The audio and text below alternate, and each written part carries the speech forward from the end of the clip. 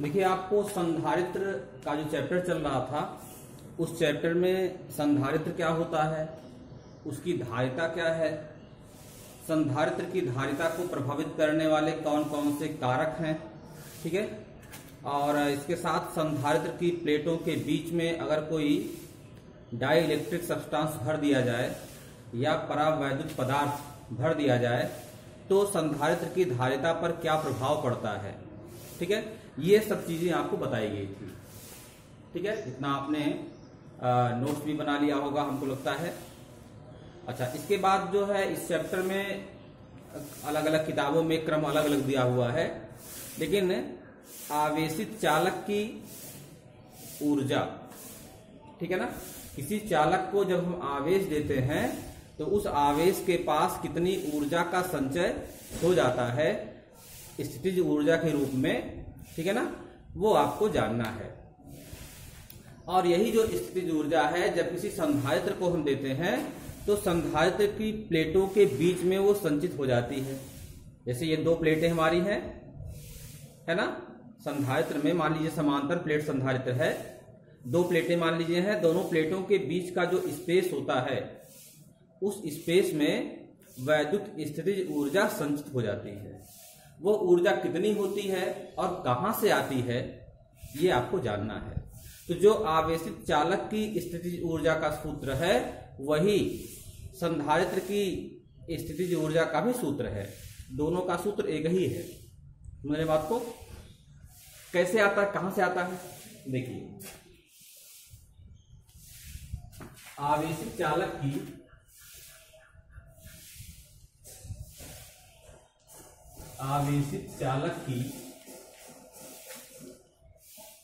स्थितिज ऊर्जा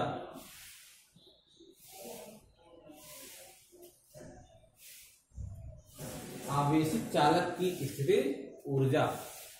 देखिए, जब किसी भी चालक को आप आवेश देते हैं तो चालक का आकार प्रकार चाहे जैसा भी हो, जब उसको आप आवेश देते हैं तो उसका विभव बढ़ जाता है। समझ रहे हैं ना। आपको बताया गया था, समझाया गया था कि जैसे किसी बर्तन में जल भर देने पर, द्रव भर देने पर उस द्रव का तल जो है ऊंचा होता चला जाता है, या किसी पदार्थ को ऊष्मा देने पर उस पदार्थ का तापमान ऊंचा होता चला जाता है। वैसे ही जब किसी पदार्थ को हम आवेश देते हैं तो उस चालक का विभव बढ़ता है। समझ रहे हैं ना। और विभव जो है प्रारंभ में धीरे धीरे बढ़ता है ना। आप आवेश देते जाते हैं, जब उस पर आवेश की मात्रा ज्यादा जमा हो जाती है तो क्या होता है, बाहर से आने वाले, जैसे मान लीजिए ये हमारा चालक है, इस चालक को हम बाहर से आवेश दे रहे हैं, Q आवेश लगातार दे रहे हैं। जब इस पर आवेश की पर्याप्त मात्रा जमा हो जाएगी, है ना, इस पर आवेश की पर्याप्त मात्रा जो है जमा हो जाएगी, समझ रहे बात को, तब क्या होगा, ये बाहर से आने वाले नए आवेशों को आने से रोकेगा अपने पर। क्योंकि आप जानते हैं कि धन आवेश प्रतिकर्षण करते हैं, तो निश्चित रूप से बाहर से आने वाले जो अन्य आवेश हैं उनको ये रोकेगा। जब रोकेगा तो नया आवेश ला करके जमा करने में आपको ज्यादा कार्य करना पड़ेगा।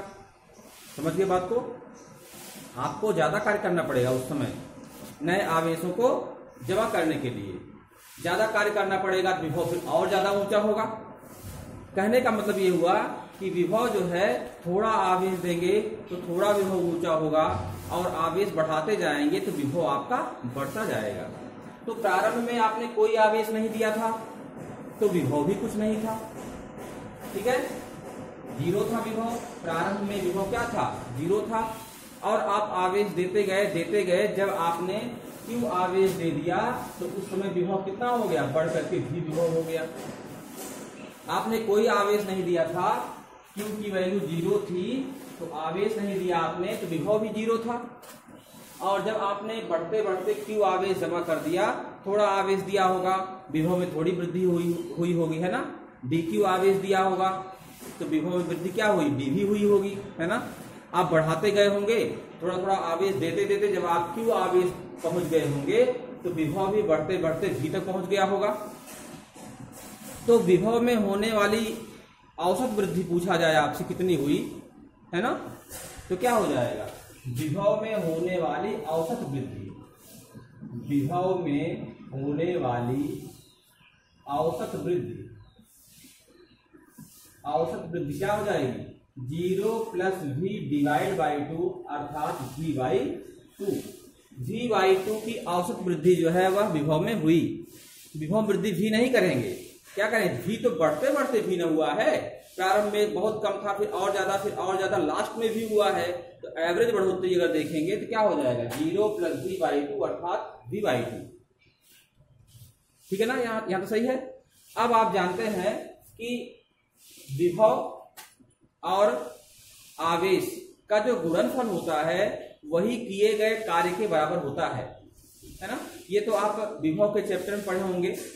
वैद्युत विभव का जो तीसरा चैप्टर था उसमें विभव की परिभाषा ही आपको बताई गई थी, क्या थी, V = W/Q, अर्थात एकांक आवेश को अनंत से वैद्युत क्षेत्र के भीतर ले आने में किए गए कार्य को ही क्या कहते हैं, विभव कहते हैं। अथवा Q आवेश को वैद्युत क्षेत्र के भीतर किसी बिंदु तक लाने में किए गए कार्य और आवेश के मान की निष्पत्ति को ही क्या कहा जाता है, उस बिंदु का विभव कहा जाता है। तो यहाँ पर अगर मल्टीप्लाई कर देंगे हम तो किया गया कार्य जो है वह विभव गुणे आवेश के बराबर होता है। तो अगर हम ये जानना चाहें कि इस चालक को आवेशित करने में हमने कितना कार्य किया, इस चालक को आवेशित करने में हमने कितना कार्य किया, अगर ये जानना चाहें तो विभव में होने वाली औसत वृद्धि हो गई v/2, क्या हो जाएगी, v/2 इंटू आवेश क्या है q, और यही किया गया कार्य हो जाएगा। जितना कार्य आप करेंगे, जितना कार्य करेंगे उस आवेश को उस चालक पर जमा करने में वही कार्य उस चालक में वैद्युत स्थितिज ऊर्जा के रूप में संचित हो जाएगा। उसी को हम कहेंगे चालक की स्थितिज ऊर्जा, अर्थात किया गया कार्य ही ऊर्जा के बराबर होगा, अर्थात U = हो जाएगा 1/2 QV, 1/2 QV। 1/2 QV जो है यह आवेशित चालक की वैद्युत स्थितिज ऊर्जा है।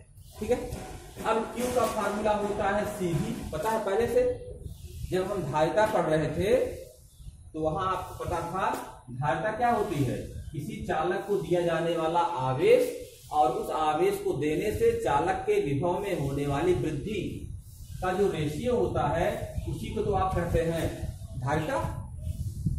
तो C = क्या होता है, Q/V, तो Q की वैल्यू क्या होगी, CV। अब अगर हम यहाँ पर CV रख दें तो CV × V हो जाएगा, तो ये होगा 12CV²। क्या होगा ये, 12CV²। अगर यहाँ हम Q = CV होता है, अगर यहाँ पर V की वैल्यू हम Q/C रख दें, V को ऊपर कर दें, C को नीचे कर दें, तो V की वैल्यू क्या होगी, Q/C। अगर Q/C यहाँ पर रख दें तो यही मान हो जाएगा 1/2 Q²/C। क्या होगा ये, Q²/C।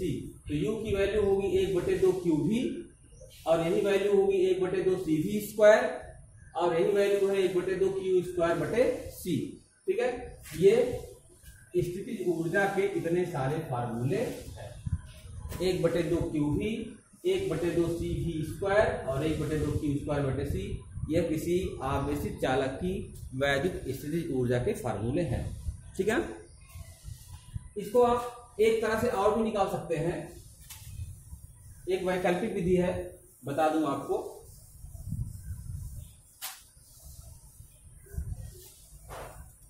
एक वैकल्पिक विधि भी आप जानते रहिए।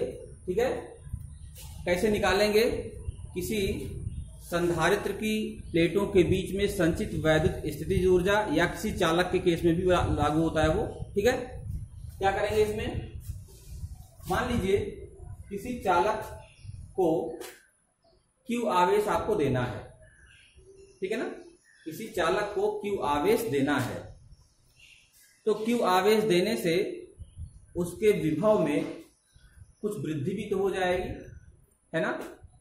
कितनी वृद्धि हो जाएगी, भी वृद्धि हो जाएगी। तो उस अवस्था में Q विभव देने से भी वृद्धि चालक के आवेश में विभव में हो रही है, तो कितना ऊर्जा संचित होगी उस चालक की प्लेटों के बीच में या उस संधारित्र की प्लेटों के बीच में, ये निकालना है। तो पहले हम क्या करेंगे कि माना हमने Q डैश आवेश दिया। Q डैश आवेश थोड़ा सा आवेश है। शुरुआत में हमने क्या आवेश दिया? Q डैश आवेश दिया। Q डैश आवेश दिया तो उस चालक के विभव में वृद्धि हो गई V डैश। Q डैश आवेश देने पर चालक के विभव में वृद्धि क्या हो गई? V डैश हो गई। ठीक है, अगर Q डैश आवेश देने से विभव में वृद्धि V डैश हो गई तो धारिता क्या होती है? धारिता C इक्वल टू होता है Q डैश अपान V डैश। मतलब वही आवेश देने से उस चालक के विभव में जो वृद्धि होती है, उस आवेश और चालक के विभव में होने वाली वृद्धि का जो रेशियो होता है, उसी को तो हम कहते हैं ना क्या? धारिता। ये हम कहते हैं यहां से। ठीक है, यहां तक ठीक है ना? कोई दिक्कत नहीं। अब मान लीजिए कि आप आवेश, अभी तो आपने Q डैश आवेश दिया, अब धीरे धीरे आवेश आप बढ़ाते बढ़ाते, ठीक है, कितना ले जा रहे हैं? अब आवेश बढ़ाते बढ़ाते आप ले जा रहे हैं Q तक। ठीक है, तो Q डैश आवेश देने से अगर V डैश की वृद्धि हुई है तो पूरा Q आवेश देने पर कितनी वृद्धि होगी अगर निकालना है? तो कार्य बराबर होता है, देखिए कार्य W बराबर होता है Q इंटू V। ये तो आप जानते हैं, बताया गया, अभी यहां से बताया गया। कार्य क्या होता है? अगर Q आवेश देने से विभव में भी वृद्धि हो रही है तो Q इंटू V को ही तो W करते हैं, यही किया गया कार्य होता है। ठीक है, लेकिन वृद्धि कितनी हुई है? V डैश हुई है। तो V, मान लीजिए आपने आवेश बहुत थोड़ा सा दिया और वृद्धि हो गई आपकी V डैश। आवेश कितना दिया आपने? मान लीजिए, यहां ध्यान दीजिएगा, आप थोड़ा सा कार्य कर रहे हैं अभी। कितना कार्य? DW कार्य हो रहा है। क्या कार्य हो रहा है? DW कार्य हो रहा है। विभव वृद्धि कितनी हुई? V dash. कितना आवेश देने से? बहुत सूक्ष्म आवेश DQ। मान लीजिए बहुत सूक्ष्म आवेश DQ देने से विभव वृद्धि कितनी हो रही है? DV। एक बार तो आपने आवेश Q डैश दिया, Q डैश आवेश देने से विभव में वृद्धि हो गई V डैश। यहां तक ठीक है। अब आप थोड़ा सा आवेश बढ़ा रहे हैं, Q डैश पहुंच चुका है, विभव V डैश पहुंच चुका है। अब थोड़ा सा आवेश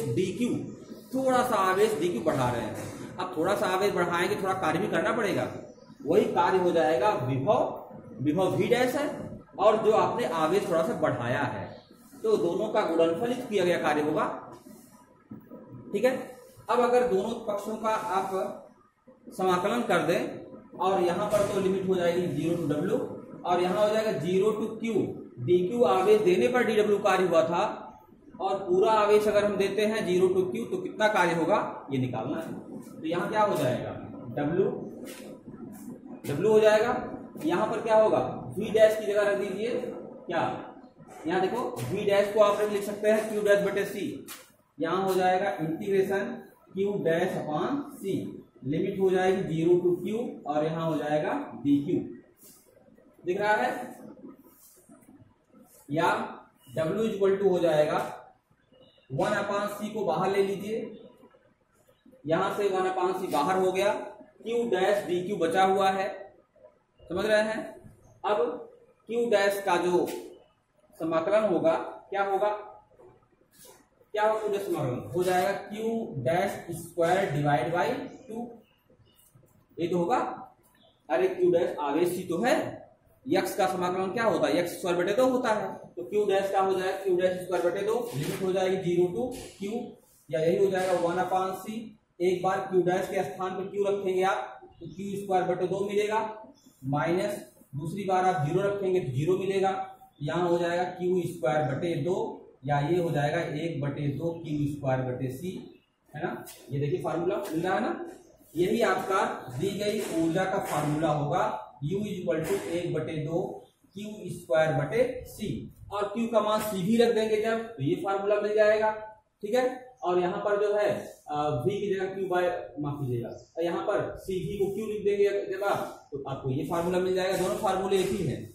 तो निकालने की यह एक इंटीग्रेशन वाली विधि जो है वैकल्पिक विधि होती है, और जो पहली वाली विधि हमने बताया था आपको, औसत विभव निकाल करके 0 प्लस V डिवाइड बाई 2 करके, वो एक मूल विधि वो भी है।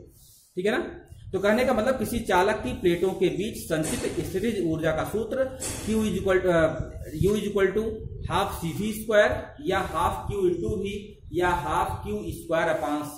ये तीनों फार्मूले होते हैं। तीनों में से हमें आप तीनों में से कोई भी आप लगा सकते हैं। ठीक है,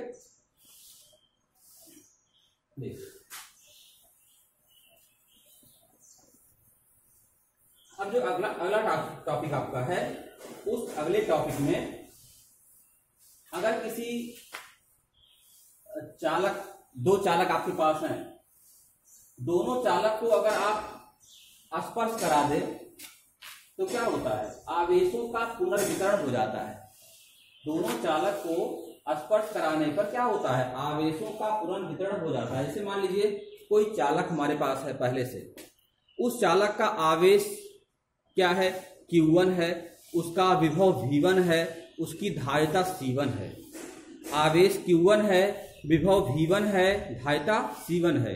दूसरा चालक है, उसका आवेश Q2 है, विभव V2 है और धारिता क्या है, धारिता C2 है। समझिए बात को। तो Q1 V1 C1 ये आवेश विभवांतर धारिता पहले के लिए और ऐसे दूसरे वाले के लिए Q2 V2 और C2 है। जब दोनों चालक को आप परस्पर स्पर्श करा देंगे, एक तार के माध्यम से दोनों को जोड़ देंगे। मान लीजिए एक चालक आपका ये है, ठीक है, ये एक चालक मान लीजिए, दूसरा चालक हमारा ये है, इसका आवेश Q1 विभव V1 धारिता C1 है, इसका आवेश Q2 विभव V2 और धारिता C2 है। ठीक है, ये दोनों चालक हैं। इन दोनों चालक को अगर हम एक पतले तार के माध्यम से जोड़ दें, है ना, ये तार हमारा है, यहां से हमने जोड़ दिया, तो जोड़ने पर क्या होता है कि आवेशों का पुनर्वितरण हो जाता है ना। मतलब जहां पर आवेश ज्यादा रहेंगे वहां से कम की तरफ, जहां कम रहेंगे वहां ज्यादा की तरफ, है ना, चले जाएंगे। तब तक जाएंगे जब तक कि दोनों पर आवेशों की मात्रा समान नहीं हो जाती।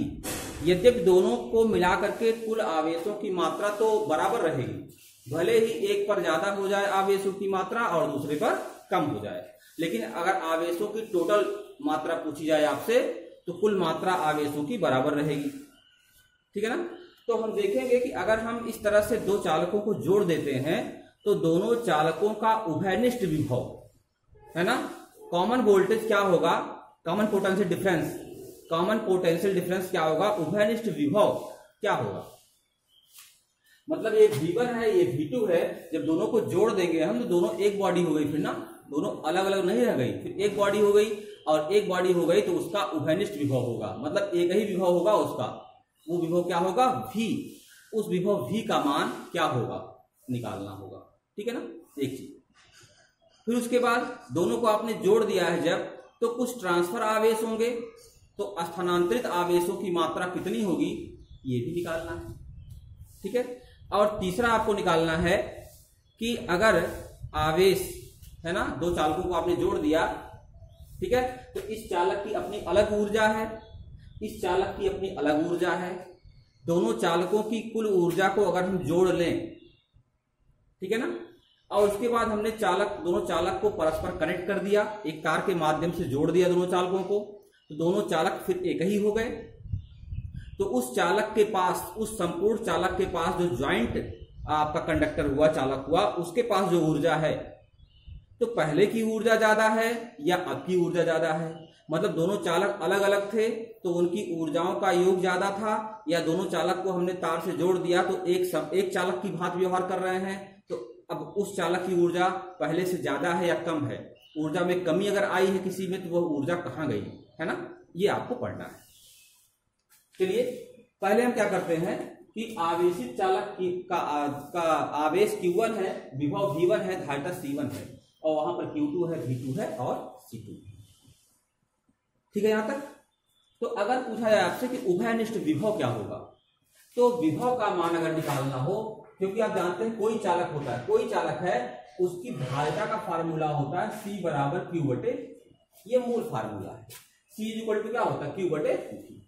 मतलब किसी चालक को आपने आवेश दिया और जो विभव है, तो आप जानते हैं जब दोनों चालक को आपने जोड़ दिया, ठीक है, तो दोनों चालकों पर कुल आवेश मिला करके, क्योंकि आवेशों का संरक्षण नियम लागू होता है, तो आवेश कहीं क्षय तो होगा नहीं, Q1 आवेश इस पर है, Q2 आवेश इस पर है, तो दोनों आवेशों को मिला लिया जाएगा जब, तो कुल आवेश क्या हो जाएगा Q1 प्लस Q2। तो टोटल आवेश अब हम निकाल रहे हैं उभयनिष्ठ विभव, V इज इक्वल टू हो जाएगा, यहां लिख दे रहे हैं उभयनिष्ठ विभव। उभयनिष्ठ विभव जो है V इज इक्वल टू क्या हो जाएगा, आवेशों की कुल मात्रा अर्थात Q1 प्लस Q2, आवेशों की कुल मात्रा Q1 प्लस Q2 बटे विभव, दोनों का ज्वाइंट विभव क्या हो जाएगा V1, ये धारिता निकाल रहे हैं V1 प्लस V निकाल रहे हैं, यहां हो जाएगा धारिता कुल हो जाएगी C1 प्लस C2, मतलब दोनों चालकों की कुल धारिता मिला करके, अरे इसकी धारिता अपनी अलग है, आवेश ग्रहण करने की क्षमता की धारिता है, इसकी धारिता अलग है, आपने जोड़ दिया है ना, तो पूरे चालक की धारिता मतलब इसके धारण करने की क्षमता, इसके धारण करने की क्षमता, कुल क्षमता जुड़ गई। तो C1 प्लस C2 यह पूरे चालक की कुल धारिता हो गई, और Q1 प्लस Q2 दोनों चालकों को मिला करके कुल उस पर संचित आवेश का मान हो गया। ठीक है, अब उभयनिष्ठ विभव V इक्वल टू क्या हो जाएगा, Q1 का मान है C1 V1, क्योंकि पहले वाले का विभव क्या है V1 है, आवेश Q1 पहले वाले पर है, तो Q1 का मान क्या हो जाएगा C1 V1, और Q2 का मान क्या हो जाएगा C2 V2 अपान यहाँ क्या हो जाएगा C1 प्लस C2, दोनों चालकों को जोड़ने पर यही उभयनिष्ठ विभव होगा। आपने दोनों चालकों को ज्वाइंट कर दिया, जोड़ दिया, ठीक है, तो उभयनिष्ठ विभव क्या होगा C1 V1 plus C2 V2 अपान C1 प्लस C2। ठीक है, ये हो गया आपका कॉमन डिफरेंस, पोटेंशियल डिफरेंस। ठीक है, इसको याद रखिएगा, ठीक, इसको आप भूलिएगा मत, ये आपका काम में आएगा, है ना। तो उभयनिष्ठ विभव दो चालकों को परस्पर जोड़ने के बाद जो होगा वो C1 V1 plus C2 V2 अपान C1 प्लस C2 होगा। अब अगर निकालना हो आपको स्थानांतरित आवेश, स्थानांतरित आवेश, ठीक है, मान लीजिए Q1 आवेश इस पर है और Q2 आवेश इस पर है, ठीक है, कुछ आवेशों का स्थानांतरण हो गया, स्थानांतरण होने के बाद जो बचे आवेश है ना, वो कितना बचा, इस पर कितना बचा, मान लीजिए Q1 डैश, अरे मान लीजिए 50 कूलाम रहा होगा आवेश, 5 कूलाम 7 कूलाम 8 कूलाम कुछ गया, तो कुछ बचा ना, उस पर जो बचा वो Q1 डैश बचा, सही है, और पहले क्या था Q1 था, तो स्थानांतरित कितना हुआ, अगर ये निकालना हो तो क्या हो जाएगा Q1 माइनस Q1 डैश, ये तो स्थानांतरित हुआ, जो बचा है उसको आप टोटल में से घटा देंगे तो जो ट्रांसफर आवेश होगा वही बचा। अब जो यहां से निकलेगा वही तो यहां जाएगा, तो इसको लगाने की जरूरत नहीं आपको है, या तो इस पर देखेंगे या तो इस पर देखेंगे, क्योंकि एक से आवेश निकलेगा तो दूसरे पर ही जमा होगा, आवेश कहीं क्षय तो होना नहीं है। तो स्थानांतरित आवेश की मात्रा अगर निकालनी है तो किसी एक चालक पर जो पहले आवेश था वो देख लीजिए, स्थानांतरण के बाद जो आवेश बचा है वो देख लीजिए, तो Q1 माइनस Q1 डैश कर दिया आपने, तो स्थानांतरित आवेश की मात्रा ज्ञात हो गई। ठीक है, यहां तक Q1 की वैल्यू क्या होगी, Q1 इक्वल टू होगा C1 V1, तो Q1 आवेश कब था, जब चालक अकेला था, ज्वाइंट नहीं किया गया था, उस समय Q1 आवेश था, तो Q1 की वैल्यू क्या होगी C1 V1, ये C1 V1 रख दिया गया, माइनस Q1 डैश क्या है, ये ट्रांसफर होने के बाद आवेश, सूत्र होता है Q बराबर CV, सूत्र क्या होता है Q बराबर CV सूत्र होता है। ठीक है, तो Q1 डैश आवेश इस पर अब बचा हुआ है, जब धारिता तो उसकी वही रहे, किसी चालक की धारिता कभी परिवर्तित नहीं होती, आप चाहे 10 चालकों के साथ जोड़ दें उसको। ठीक है, तो Q1 की वैल्यू क्या हो जाएगी, अब C1 V1 था, अब हो जाएगा C1 V1 नहीं रह गया, क्योंकि जब आपने जोड़ दिया तो दोनों चालक जो है वो एक ही हो गए, उस समय विभव जो होगा वो क्या होगा, उभयनिष्ठ विभव होगा। चालकों को परस्पर जोड़ने के बाद जो उस चालक पर विभव होगा वह उभयनिष्ठ विभव के बराबर होगा। तो ये तो पहले आवेश था जब हमने किसी को जोड़ा नहीं था किसी से, तो Q1 का मान C1 V1 रख दिया था, और Q1 डैश जो जोड़ने के बाद बचा आवेश है उसका मान C1 भी हो जाएगा। यहां से C1 को कॉमन ले लीजिए, आएगा V1 माइनस V। यहां से C1 को कॉमन आप लेंगे तो क्या मिलेगा, V1 माइनस V, या यही हो जाएगा C1 common V1 minus V मतलब ये मान, ठीक है, उभयनिष्ठ विभव। ये हो जाएगा C1 V1 plus C2 V2 divide by C1 plus C2, इस तरह हो जाएगा। या यही हो जाएगा स्थानांतरित आवेश क्या हो जाएगा यहाँ पे, ये हो जाएगा C1।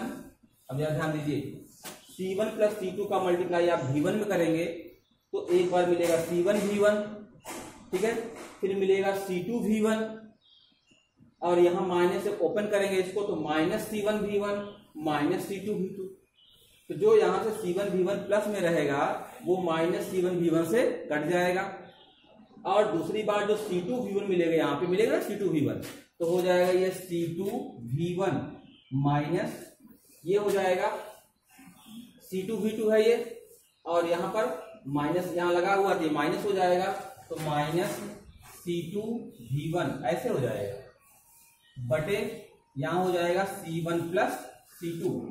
तो C2 को यहाँ से कॉमन ले लीजिए तो हो जाएगा C1 C2 कॉमन लिया आपने, C1 तो पहले से बाहर था तो C1 C2 हो गया, और यहाँ पर V1 C2 V1 हो गया, C2 V2 यहाँ पे है, ये C2 V2 है, यहाँ हो जाएगा V1 minus V2 divide by C1 plus C2, ठीक है। तो स्थानांतरित आवेश आपका हो गया, स्थानांतरित आवेश हो गया आपका, ठीक है, क्या C1 C2 ब्रैकेट में V1 माइनस V2 अपान C1 प्लस C2। यहाँ पर ध्यान दीजिएगा V1 माइनस V2 जो है ये डिफरेंस होता है, इसको आप मत समझिएगा कि अगर V2 हमारा बड़ा है V1 छोटा है तो निगेटिव में हो गया आवेश, तो आवेश कभी निगेटिव नहीं होता। वास्तव में यहाँ पर जो हमने लिखा हुआ है ये, ठीक है, Q1 माइनस Q1 डैश, वो Q1 माइनस नहीं होता, वो क्या होता है, डिफरेंस होता है ना। अरे हो सकता है Q1 से आवेश गया ना हो, Q1 पर आया हो Q2 से, है ना, तो आवेश अगर आएगा तो क्या होगा, जो बाद वाला आवेश है पहले वाले से ज्यादा हो जाएगा, और अगर इससे ट्रांसफर होकर जाएगा दूसरे वाले पर तो बाद में आवेश पहले वाले से कम हो जाएगा, तो उसमें जो आवेश ज्यादा रहेगा उसमें से कम वाला घट जाएगा, तो डिफरेंस है कहने का मतलब।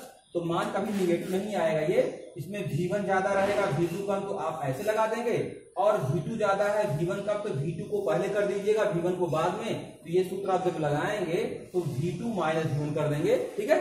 तो ये एक तरह से आपको याद कर लीजिए डिफरेंस है, ये क्या है, ये ऐसे लगा देंगे, समझ रहे हैं ना क्या चीज है ये ऐसे कर देते हैं आप, तो क्या होता है, डिफरेंस हो जाता है, अर्थात इन दोनों का जो अंतर आएगा, अंतर का मतलब कि निगेटिव नहीं लेना आपको है, इसमें से दोनों में से जो ज्यादा होगा उसमें से कम वाला ही घटेगा, समझ गए।